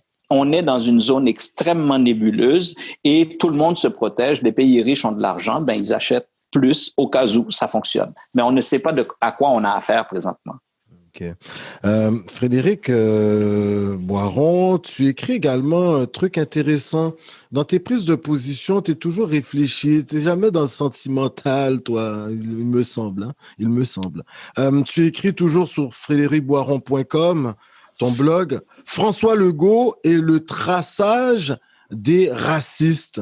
Aussi, c'est intéressant, là. Le 16 octobre 2020, wow. Tu dis que François Legault, il a déclamé la définition de ce qu'on peut appeler racisme systémique en présentant des excuses à Joyce Echaquan, cet Atikamek de Manawan, n'est-ce pas? Alors, ne serait-ce que par ces excuses, François Legault, il a quand même reconnu cet élément de racisme systémique. J'aimerais t'entendre. Est-ce que tu as eu des retours sur cet article? François Legault a dit lorsqu'il a présenté ses excuses, il a dit « Les personnes autochtones ont subi de la discrimination qui a laissé des traces. » Et moi, je dis que quand les discriminations laissent des traces, c'est ça le racisme systémique. Ça laisse des traces où? Dans le système. Donc, François Legault, par juste ce mot-là, trace, dit que le racisme systémique existe. Mieux encore, les recommandations qui ont été faites par Lionel Carman et Nadine Giraud dans leur comité, je l'ai dit à Radio-Canada dans une entrevue que j'ai accordée à Mélissa François. Groupe d'action contre le rejet. C'est ça. Je dis que les réponses qui ont été données par le gouvernement Legault est une reconnaissance implicite du racisme systémique. Parce que la réponse elle-même est pour s'attaquer au système. Donc, il est où le problème? Donc, quand on dit qu'il faut changer la loi sur le code de la sécurité routière qui permet à un policier d'interpeller n'importe qui, n'importe quand parce qu'il a un beau char. La loi le permet. Donc, à partir du moment où on dit qu'il faut changer cet élément-là dans le code de la sécurité routière, donc on change quelque chose dans le système. Donc, le gouvernement Legault, et j'ai dit à Mélissa François, il y a une reconnaissance implicite du racisme systémique par la réponse et il y a une reconnaissance implicite de par la définition même. Et j'ai dit, arrêtons le débat. Arrêtons de demander à François Legault s'il y a du racisme systémique parce qu'il répond toujours, il n'y a pas un système qui crée le racisme. Mais non, c'est pas de ça qu'on parle. On parle d'obstacles qui existent dans le système. Comme on parle de plafonds de verre pour les femmes, il y a des plafonds pour les communautés. L'exemple que je donne, le plafond de verre, c'est quoi? C'est un ensemble d'obstacles invisibles qui font que les femmes ne sont pas capables d'atteindre certains niveaux, certains postes, etc. Et du fait qu'elles se retrouvent en général à recevoir 80% du salaire d'un homme. Ça, c'est pourquoi on l'appelle... salariale, mais elle avait été réglée à l'Assemblée nationale, celle-ci. Ça, c'est pour les employés de l'État. Mais dans le secteur privé, c'est pas le cas. Donc qu'est-ce que on appelle ça un plafond de verre? Parce que les obstacles sont invisibles. Maintenant, si je vous dis que les femmes immigrantes gagnent 80% du salaire des femmes qui gagnent 80% du salaire des hommes, c'est qu'il y a un autre plafond de verre. Et ce plafond de verre, ce n'est pas parce qu'elles sont femmes, c'est parce qu'elles sont immigrantes. C'est tout. OK, donc, mais dans un plafond de verre, là, moi, je reviens historiquement. Moi, c'est une autre hypothèse que j'amène. On est en train de se préparer pour une grande entrevue avec un autre sociologue que tu connais. Et moi, je lui ai parlé de ça en préparation de l'entrevue. On dit racisme systémique, mais historiquement, le rapport de l'ordre Durham n'instituait-il pas une discrimination systémique de par le rapport et les recommandations faites qui vont être appliquées dans une certaine mesure. Alors aujourd'hui, de voir que notre premier ministre, qui fait quand même un boulot là, c'est pas évident pour lui, de voir qu'il navigue, même monsieur, lui-même issu d'une famille dite nationaliste, sa famille politique d'origine. Alors aujourd'hui, tu te dis même si le Canadien français lui-même a été victime du système et d'une discrimination. Mais ce serait aujourd'hui faire un peu jouer à l'autruche que de dire que ces rapports de dominé-dominant ont disparu du jour au lendemain, sachant la Révolution tranquille. Alors, bon, voilà. Le meilleur allié qu'on pourrait avoir dans des débats sur le racisme systémique, c'est le Québécois francophone. Qui, lui, a été victime de racisme systémique. C'est clair et c'est dans l'histoire. Je me rappelle pas du nom du bonhomme là qu'on a déchouqué la statue là au centre-ville là. McDonald. McDonald, oui. OK. McDonald, c'était le plus raciste de tout ce qu'on a connu au Canada. C'est lui qui prônait l'assimilation des autochtones. Des autochtones. Il prenait l'assimilation. Vous allez devenir blanc. Vous allez devenir blanc. Donc, non seulement il y avait ce racisme institutionnalisé par rapport aux Autochtones, mais les Québécois francophones, il y avait le président du CN à l'époque qui s'appelait Donald Gordon. Okay. Donald Gordon se présente dans les années 60, il se présente au Parlement, dans une commission parlementaire et on lui demande mais pourquoi est-ce qu'il n'y a aucun Canadien français parmi les cadres supérieurs du Canadien national? Et il répond parce que il y a aucun Canadien français assez compétent pour occuper ces postes. Mais ça a l'air d'être juste du racisme de bas étage. Non, c'est que l'organisation elle-même a fini par intégrer ce message, comme quoi on n'a même pas besoin d'offrir ce poste à un Canadien français parce qu'il ne sera pas capable de le faire. Mais c'est ce genre de message qu'on entend maintenant pour les communautés noires, les communautés autochtones. Les communautés culturelles, c'est vrai. Et la personne qui avait organisé une manifestation pour dénoncer Donald Gordon, c'était Bernard Landry, qui était à ce moment-là président de l'Association des étudiants de l'Université de Montréal. Mais c'était aussi opposé à une autre chose que Gordon avait fait. Okay. C'est que quand était venu le temps pour le CN, qui était propriétaire d'un hôtel au centre-ville, le CN, Gordon avait décidé que l'hôtel allait s'appeler le Queen Elizabeth. Bernard Landry et des jeunes Québécois dynamiques s'étaient opposés à ce qu'on nomme un hôtel au centre-ville de Montréal, Queen Elizabeth. Même pas Reine Elizabeth, Queen Elizabeth. Okay? Donc, tout ça, c'est ce que le Québécois a subi.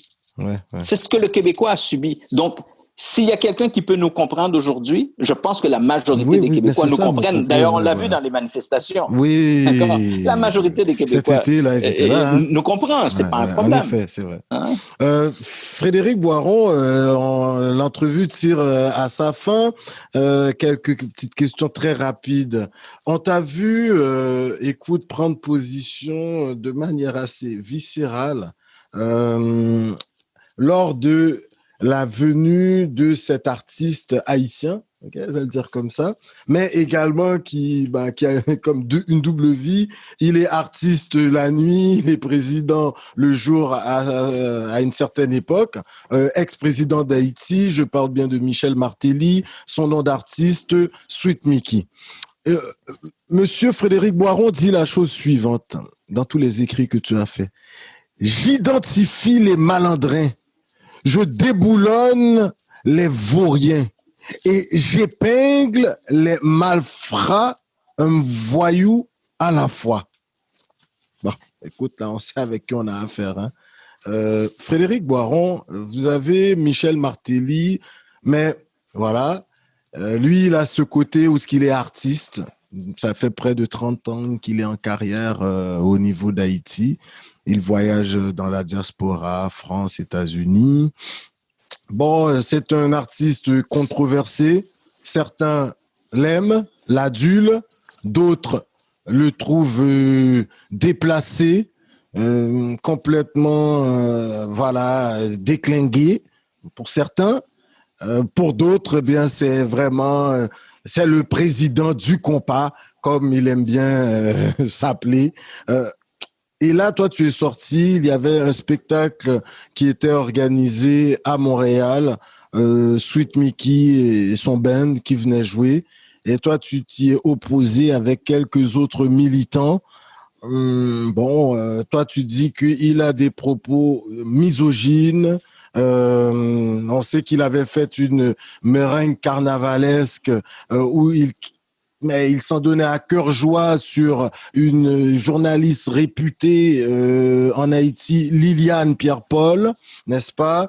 Alors toi, homme de lettres, homme de prise de position venant d'une famille de juristes, t'étant impliqué en Haïti pendant tes années là, tu as dit non, là, il n'y a pas possibilité que on ferme les yeux là ici au Canada en tant que communauté haïtienne et qu'on laisse ce monsieur venir, faire danser ces fanatiques qui ont quand même acheté un billet de manière autonome, privée. C'est une convention privée. Ah, mais toi, tu t'y es opposé. Bon, c'est un peu le topo, hein, voilà. Il y a eu des manifs, des lettres ont été écrites au Premier ministre, la mairesse Plante, voilà. Et finalement, ça a un peu fonctionné hein, quand même. Il n'a pas pu jouer. Hein, il s'est rétracté. Il a d'autres visées, le monsieur. Donc, il a dit, bon, c'est peut-être pas le moment.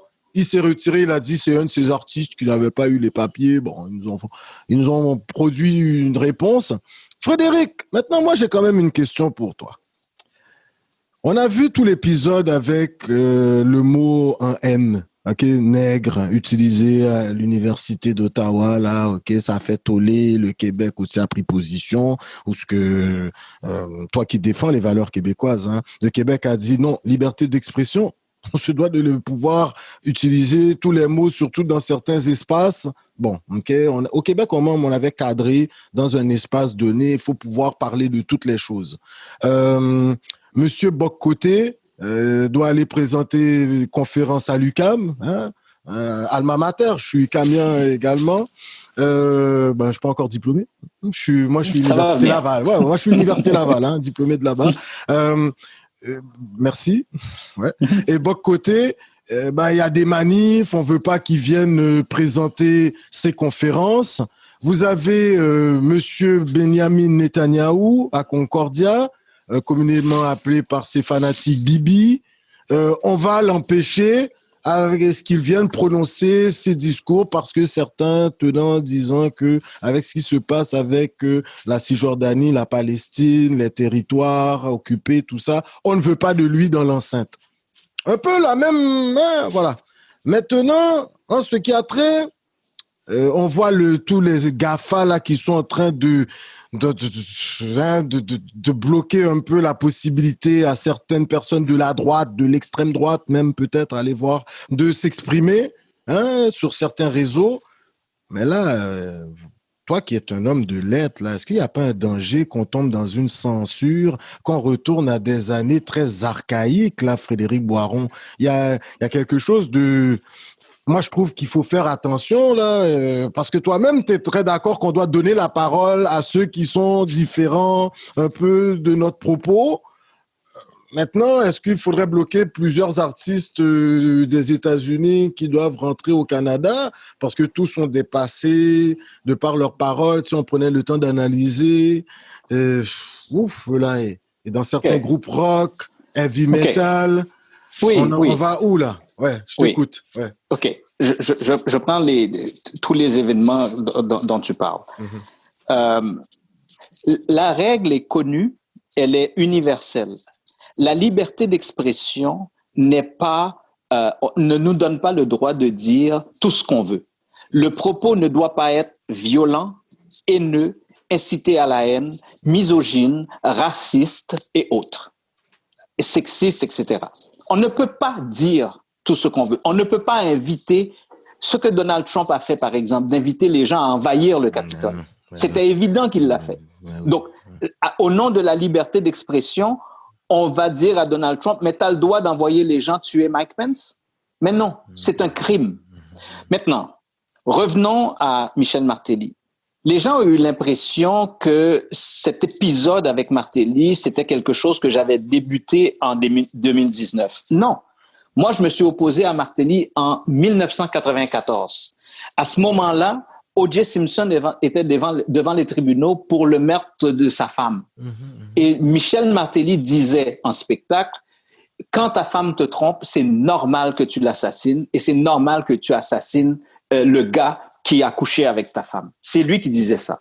Et il disait... Est-ce qu'il n'était pas sur l'effet de produits, de stupéfiants? On sait qu'à l'époque, il était complètement déclingué. Oui, mais on ne peut complètement pas... drogué sur scène, même. Ou on ne peut pas utiliser un tel prétexte pour dire, il l'a dit quand il était drogué.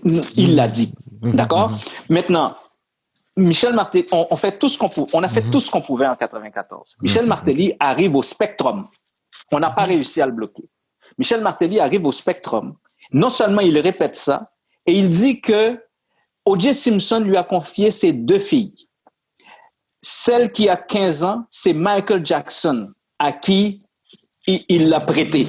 Je n'ai pas besoin d'être graphique. On connaît la chanson. Là. C'est ça. Et celle de 8 ans, c'est lui qui s'en occupe personnellement. OK? Encore une fois, je vous évite là le propos. Bien sûr, OK, je ne vais pas tomber aussi bas. Donc, on a tenté de bloquer, on n'a pas réussi. Mais Michel Martelly va dire une chose pendant l'épisode de 2019. Il va dire une chose. Il va dire que à aucun moment je me suis présenté à Montréal sans que ma présence ne soit contestée. La seule chose qu'il n'a pas dite, c'est que qui le contestait. Mais à chaque présence de Michel Martelly, j'étais là, soit directement ou associé à des gens qui essayaient de le bloquer. OK, mais M. Boiron, vous répondez quoi par exemple, il y a des gens, lorsqu'on se préparait pour l'émission, toute l'équipe de Coconut, mais lorsqu'il est reçu à l'Élysée par M. Hollande, hein, d'accord, il est reçu par le pays des droits de l'homme. Il est même reçu par le pape. Oui, non, mais il est reçu par le pape, il est reçu par Obama, il est reçu par tout le monde. Oui, voilà, mais ces gens-là aussi, est-ce que maintenant on est en train de dire qu'ils sont sans jugement, c'est purement dans un spectre diplomatique? Mais ces gens-là ont reçu le roi du Qatar, le roi de l'Arabie Saoudite, ils ont reçu Kadhafi, qu'ils ont assassiné après. Ils l'ont reçu comme voyou, mais ils l'ont reçu quand même. D'accord, donc ils ont l'habitude. C'est vraiment une association de malfaiteurs quand on fait ce genre de truc. D'accord? Mais je veux rappeler une chose. Moi, j'ai écrit une lettre au premier ministre Justin Trudeau pour demander d'empêcher le discours de Michel Martelly au Canada. Pourquoi? Parce que si j'avais demandé de bloquer Michel Martelly, quelqu'un aurait récupéré le message et l'aurait livré au Canada. Ah, mais c'est pas de la censure, ça, Frédéric. Non. Dans la mesure où je fais dans la mesure où je fais la démonstration que le discours est violent, misogyne, sexiste, ça rencontre la loi canadienne. Ça rencontre la charte de l'ONU. Ça rencontre un ensemble de lois internationales et ça rencontre des lois au Québec qui disent qu'on ne peut pas tenir ce genre de discours. Et quand je suis allé à Gravel le matin, à Radio-Canada, et il m'a dit, mais comment vous pensez pouvoir réaliser quelque chose comme ça? Le gars n'a pas de dossier devant la justice, il n'a pas de comme par exemple Dieudonné avait un dossier devant la justice, Bertrand Cantat avait un dossier devant la justice. Est-ce que c'était le Petro-Caribé que vous étiez en train de régler avec lui? Est-ce qu'il y avait ça un peu? Petro-Caribé, je l'ai déjà réglé. Moi, j'ai écrit un article pour expliquer comment Michel Martelly est responsable des dépenses de la dilapidation des fonds Petro-Caribé. Moi, je règle une chose. Vous l'avez dit au départ.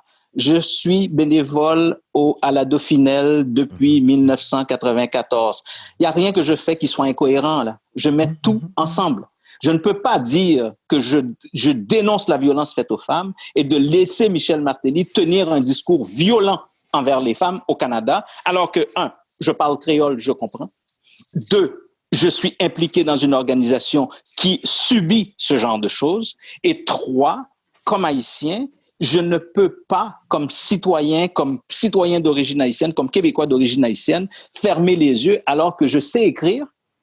J'avais à ce moment-là une chronique à Radio-Canada, à l'émission Médium Large, et puis là, je me croise les bras et puis non. Regardez ça passer. Si je fais ça, ça va avoir des impacts sur moi. Mais non, il faut. C'est une responsabilité de citoyen que j'ai juste exercée, c'est tout. Et un citoyen qui a les outils en main pour le faire. Moi, j'avais tous les outils pour faire ça. Je ne dis pas que tout le monde pouvait le faire, mais moi, j'avais les outils pour le faire. Et justement, pour revenir à ce qu'on disait au départ, mais c'est ça l'honnêteté intellectuelle. C'est de dire, c'est pas de moi qu'il s'agit, c'est des autres. Qu'est-ce que je fais? En quoi je suis utile aux autres? Qu'est-ce que ça changeait dans ma vie personnelle que Michel Martelly vienne ici? Pas grand-chose. Pas grand-chose. Donc, l'idée, c'est de dire quel impact que ça a sur la société dans laquelle je vis. Quelle est ma responsabilité comme personne qui est équipée pour se tenir devant lui? Il y a des gens qui auraient probablement aimé le faire, mais qui se disent, bon, j'ai de la famille en Haïti, j'ai des biens en Haïti, j'irai pas en vacances, etc. Moi, j'ai pas besoin d'y aller. Non, super, bonne réponse. Bon, au moins, vous êtes... Maintenant, en ce qui a trait au mot en haine, c'est toujours cette idée. En ce qui a trait au mot en haine, moi, ce que j'ai dit, c'est que le débat qu'on a eu au Québec, je l'ai dit à l'émission Le calendrier de l'Avent de Radio-Canada, dans laquelle je collabore. Ce que j'ai dit, on a eu un faux débat. On a accepté d'aller chez Guy Lepage pour lui expliquer comment ce mot nous avait affectés. Mais personne, la négritude et tout. Oui, mais personne n'a eu la vivacité d'esprit de dire à Guy Lepage, mais toi, Guilla, quand tu faisais le sketch sur le petit nègre qui joue dans le mini-pot, là, quand tu disais le mot nègre, toi, c'était quoi ton intention? Est-ce que c'était pour nous éduquer, pour nous informer ou pour nous humilier? C'est à eux qu'il faut poser la question. C'est à Plume Latraverse, c'est à Victor Lévy-Beaulieu, c'est à Claude Meunier, c'est à Yvon Deschamps. C'est à eux de nous dire qu'est-ce qu'ils voulaient. Comme on dit, toi, t'es venu brasser la cage parce que c'est pour ça que Sylvain Caron va t'embaucher. Te filer le contrat là, quand même. Attends. Oui. Pour moi, c'est important qu'on ne tombe pas dans les pièges des gens qui veulent nous venir. On a été quoi dans ces émissions-là, dire ouais, mais moi, je me faisais appeler nègre, puis ça m'a fait mal, etc.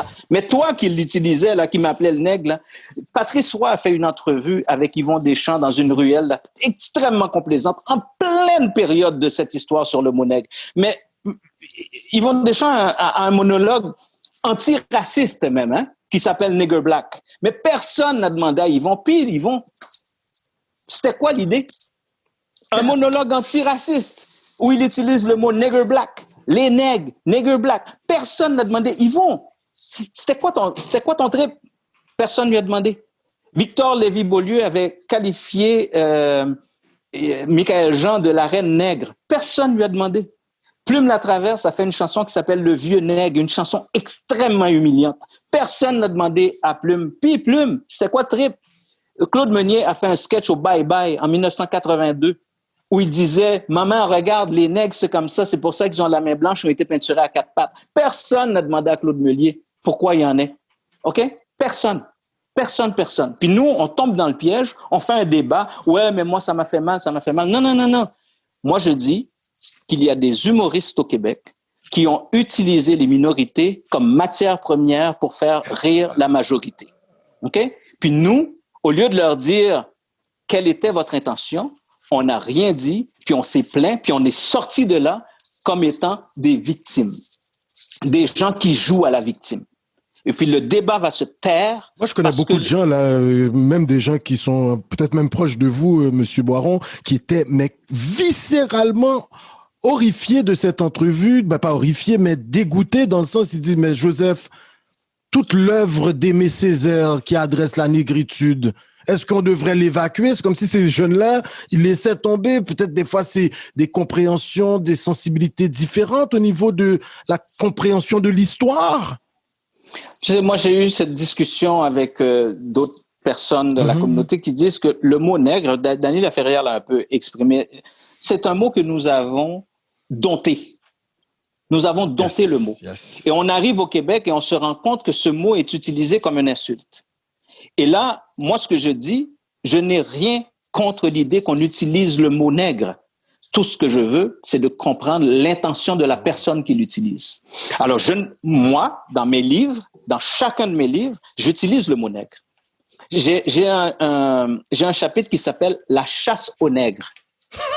J'explique ce que c'est. La chasse aux nègres, c'était justement, tu parlais de Benjamin Netanyahou. À un moment donné, en Israël, l'Israël avait offert aux Africains qui étaient là, on leur a offert $3 000 et un billet d'avion pour retourner chez eux. Oh. OK? Et ceux qui refusaient, les citoyens les pourchassaient avec des battes de baseball, des pelles, puis des pics, etc. Une frange de la population. Là, une frange de la population, parce que, bien sûr. Les extrémistes et tout ça pourchassaient les gens. Mais le gouvernement de Netanyahou voulait se débarrasser des nègres et on leur a donné $3 000 plus un billet d'avion, puis débarrasse. Okay? Ouais, mais maintenant, il y a quand même des gens issus de la communauté Falacha qui ont accédé au Parlement, là, ou du moins qui sont de plus en plus à la Knesset, sont de plus en plus présents là, en politique. Donc, il y a quand même des avancées qui sont en train de se faire. Oui, mais les Falachas ne sont pas des réfugiés qui sont venus là. On a été les chercher parce que ce sont des Juifs noirs. C'est vrai. Et ils vont avoir un statut différent parce qu'ils sont Juifs. Okay. Mais ça aussi, c'est raciste. On en reparlera une prochaine entrevue. Frédéric, écoute, on met là la régie. Il reste pas beaucoup de temps, mais tu sais qu'on a quelqu'un comme toi devant nous. On essaie de... Il y a beaucoup d'éléments qu'on se doit de discuter. Monsieur Boiron, là, récemment, au mois de juillet 2020, vers le 8-13 juillet, le directeur du service de police de Ville de Montréal, du SPVM, Sylvain Caron, va vous donner un mandat.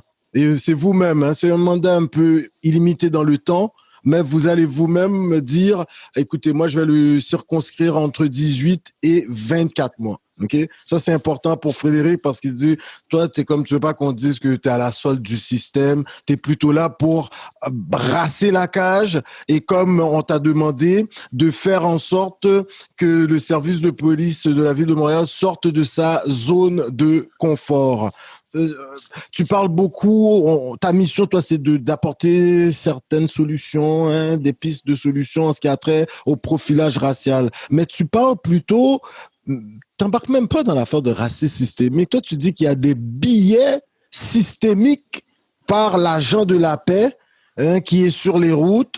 Et il faudrait même le former à ça. Donc, là-dessus, oui. Non, précisons. Moi, je dis qu'il y a du racisme systémique. Okay. Le service de police avait au départ dit qu'il y avait des biais systémiques. Okay, et moi, je me suis opposé à ça. C'est du racisme systémique. C'est-à-dire que c'est quoi le racisme systémique dans ce sens-là? C'est qu'à l'intérieur de l'organisation, il y a des comportements, des attitudes et parfois même des règles à l'intérieur de l'organisation qui sont là et que les gens ne se rendent pas compte. Ce que je dis souvent aux gens, quand on parle de racisme systémique, le racisme ordinaire, on sait c'est qui le fait.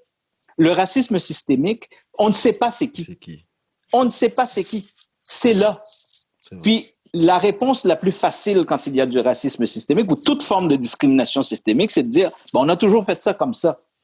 Ça a toujours bien fonctionné. Ouais, ça. Ouais. Puis là, tout d'un coup, il y a quelqu'un qui arrive dans la machine qui dit, mais attends, est-ce que tu sais que tel groupe de personnes ne peut pas rentrer ici parce qu'il y a une barrière invisible? Il y a un obstacle invisible, il y a un plafond de verre. Donc, et ça prend souvent une seule personne qui arrive qui dit, ben, coudonc. Mais quand on regarde le cheminement pour devenir policier, eh ben, il y a un ensemble d'obstacles. Ça n'a rien à voir avec le SPVM. Ça a à voir avec ce qui se fait dans les cégeps, ce qui se fait dans à Nicolet. On se rend compte qu'il n'y a rien sur la diversité. Il n'y a rien sur les compétences. En la matière, quoi. En la matière, compétences personnelles. Personne ne va demander, puis toi, qu'est-ce que tu en penses des Autochtones? Est-ce que toi, tu es correct avec ça? Mais cette personne-là qui va sortir de l'école de police risque de se retrouver au Nunavut, là. Ouais. Okay? Alors qu'elle n'a jamais été sensibilisée à cette réalité-là. Donc, il y a un ensemble d'obstacles, il y a un ensemble de phénomènes qui sont là. Et moi, je dis souvent aux gens, écoutez, il y a eu un épisode au Québec qui s'appelait les Yvettes. C'est Lise Payette qui avait découvert, avec son équipe, qui avait découvert que dans les livres d'école, on se rendait compte qu'on transmettait des messages aux enfants pour leur dire que la place de la femme est dans la cuisine. OK? Ben là, à un moment donné, on ne peut plus continuer avec des livres d'école qui racontent des choses comme ça. Et là, aujourd'hui, j'entends des enfants qui sont au primaire, qui me disent, moi, je sais c'est qui Rosa Parks. Je sais c'est qui Nelson Mandela. Donc, on a changé des choses.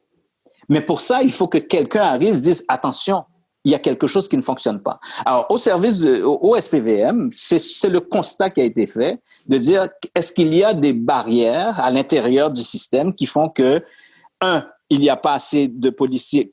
Pensez-y juste un instant. Le service de police, jusque, je crois, au début des années 80, pour rentrer dans la police, il fallait mesurer 5 pieds 8. Aux États-Unis, c'était 5 pieds 9. Ça s'appelle un obstacle systémique. Il y avait des obstacles aussi pour les communautés. Donc, prenez par exemple les personnes d'origine asiatique, les personnes d'origine autochtone, ne font pas 5 pieds 8. OK? Faites juste réfléchir là-dessus. C'est très... Donc, il y avait des barrières, là. La barrière est évidente. Mais à un moment donné, quelqu'un s'est arrêté. Donc, pourquoi on a besoin de ça?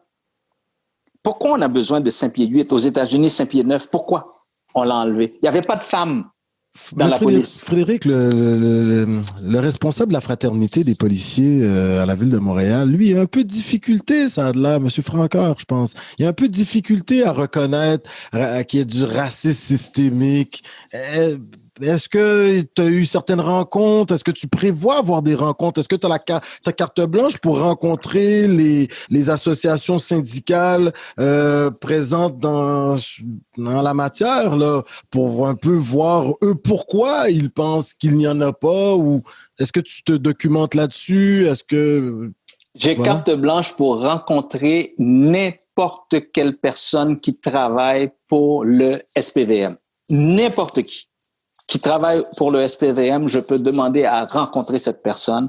Et jusqu'à présent, toutes les personnes que j'ai demandé à rencontrer étaient enchantées qu'on puisse s'asseoir ensemble pour jaser, pour comprendre des choses. Il n'y a personne qui s'est senti menacé par ma présence. Il n'y a personne qui m'a dit « Ouais, ben là, nous autres, on veut pas. » Peut-être qu'ils vont pas te le dire, parce qu'il y a des policiers qui sont sortis, qui ont dit qu'il y en a là au service de la ville de Montréal, mais... Est-ce que tu as des sons de cloche? Moi, ce que je dis, c'est que toutes les personnes que j'ai rencontrées ont très bien collaboré avec moi. Est-ce qu'il y en a qui veulent pas? Je les ai pas encore rencontrés. D'accord? Maintenant, le président du syndicat n'est pas un employé du SPVM. Donc, je peux pas demander à le rencontrer. Donc, voilà la réponse à ça.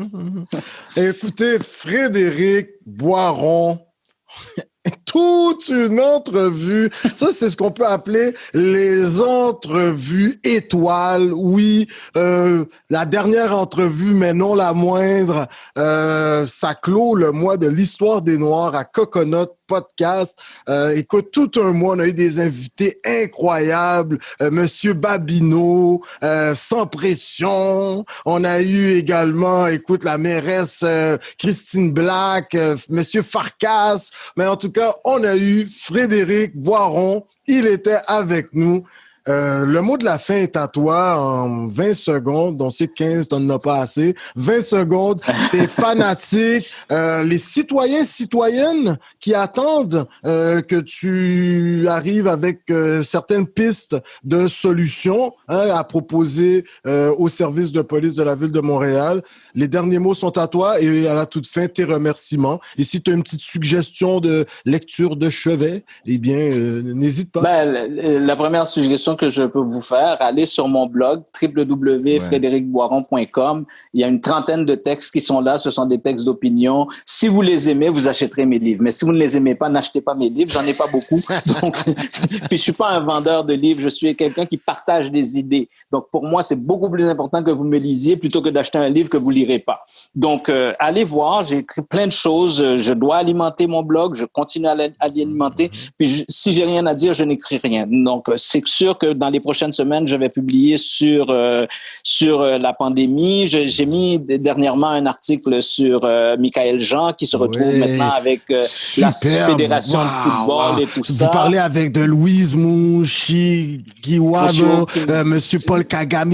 Cet article-là est incroyable, comme si Madame Michaël Jean qui se retrouve avec la Fédération internationale, mais les implications de Monsieur Stephen Harper à l'époque, qui a fait pression sur Monsieur Nguesso, Denis Nguesso. Yo, l'article est... Voyez, on lit, hein? C'est incroyable. Oh, oui. Amusez-vous parce que c'est exactement ce que je fais. C'est vous donner un angle sur lequel vous ne l'avez pas vu parce que les nouvelles passent très vite. Donc, c'est ce que je m'amuse à faire. J'adore ça. Je vais publier plein de choses sur la pandémie. J'ai même publié... je publie aussi dans la presse. Vous pouvez me lire dans la presse. Je suis à Radio-Canada. Donc, je suis partout. Ouais. J'ai le privilège d'être partout. J'ai le privilège de pouvoir profiter de plusieurs plateformes pour passer mes idées. Mais je dis aux gens, c'est quand même le mois de l'histoire des Noirs. Je dis quand même aux gens de la communauté noire en général et spécifiquement de la communauté haïtienne, je fais tout pour être à la hauteur des attentes que vous pouvez placer en quelqu'un comme moi. Je fais tout pour que vous soyez fier de ce que je dis, de ce que je fais. Vous n'êtes pas obligé d'être d'accord avec moi, mais j'ai quand même une rigueur dans ce que je fais. Et pour clôturer tout ça, m'pas fait nous honte.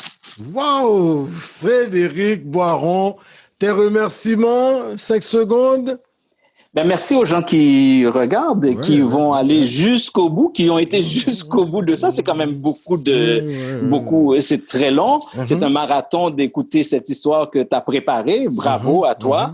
Et merci de m'écouter parce que c'est un privilège qu'on a, hein. C'est un privilège. Faut jamais perdre de vue que c'est un privilège qu'on a quand les gens acceptent de nous entendre, de nous lire. Moi, je suis choyé. Merci de m'avoir choisi parmi cette brochette d'invités que tu as, des gens pour qui j'ai énormément de respect, même si nous n'avons pas les mêmes opinions, mais je respecte les gens qui ont le courage de leur opinion.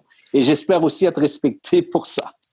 Voilà. Frédéric Boiron, comme je le dis si bien en toute fin d'entrevue, en langue Innu, on dit « Chinash Kumitin », chez les Algonquins, on dit « Miigwech », et chez nos frères et sœurs des Premières Nations dans la région de Montréal, on dit Niawen.